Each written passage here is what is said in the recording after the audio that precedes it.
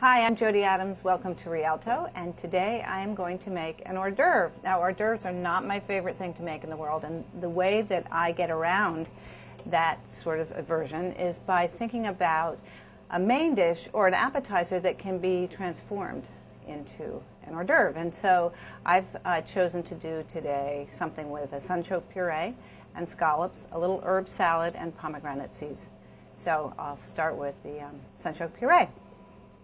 Sunchokes, you actually make the puree from the tuber of a sunchoke. It's also known as a Jerusalem artichoke. It's part of the sunflower family, and the sunflowers grow incredibly tall, and then they produce these tubers in the ground, and they have a great flavor. It's very fresh, sort of artichoke-y flavor. It has a texture that's almost like a water chestnut or jicama or something like that, very crispy and watery. So when it cooks down, you get the intensity of the flavor of the artichoke.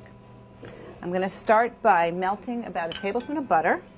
Once it's melted, I'm going to add a half a cup of leeks, and they have been sliced thin and put in tepid water so that the sand will fall out into the bottom of the bowl. Season this with salt and pepper. And then I'm putting a little parchment top that will allow the leeks to sort of sweat and cook and get tender. Okay, so the leeks are nice and tender. The parchment paper did its job, and now I'm going to add sunchokes. These have been peeled and sliced thin. You want them all to be about the same thickness so they cook evenly.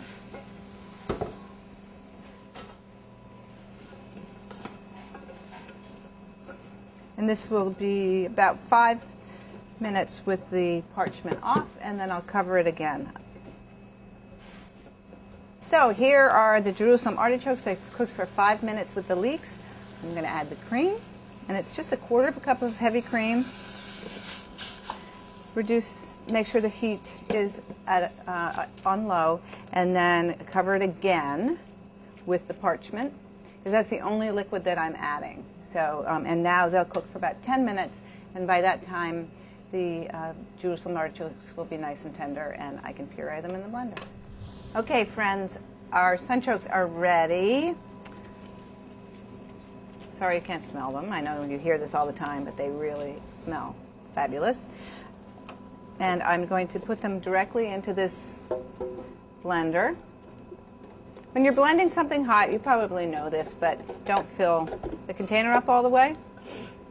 Only about 1/3 of the way, otherwise it could explode and cause pain.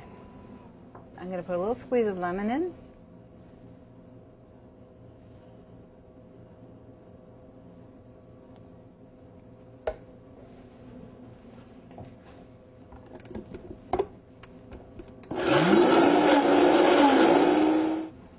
Put a little salt in.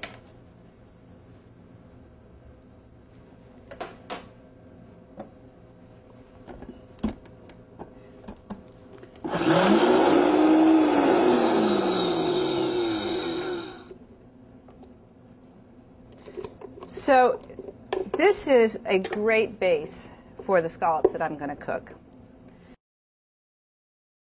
So I've made the sunchoke puree, and now I'm going to sear the scallops. These are beautiful diver scallops. I've cut them in half crosswise, so they're half the size of a typical scallop. As an hors d'oeuvre, this is a good size. A little bit of salt, and I'm going to use some white pepper. And for these, I'm just going to sear them on one side. So I have the oil is nice and hot in the pan, and the scallops go in.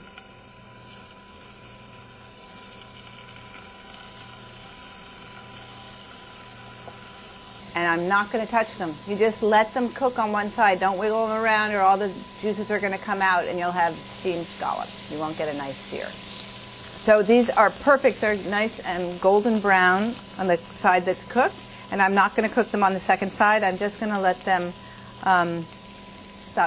finish cooking in the pan on that side. If I cook them on the second side, they'll get overcooked. And now we're ready. I have a little herb salad with some Meyer lemon. And I've cut them into like 1/4-inch pieces. A little salt, pepper, olive oil,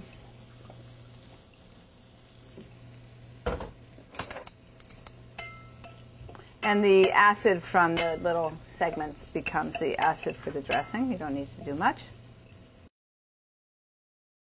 Okay, I'm ready to assemble my little scallop hors d'oeuvre. I'm going to start by putting a bed of the Sunchoke puree.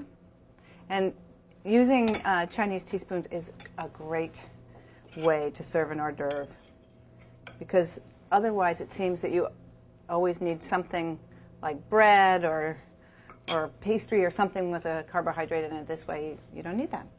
I have a little bit of the salad to put on top,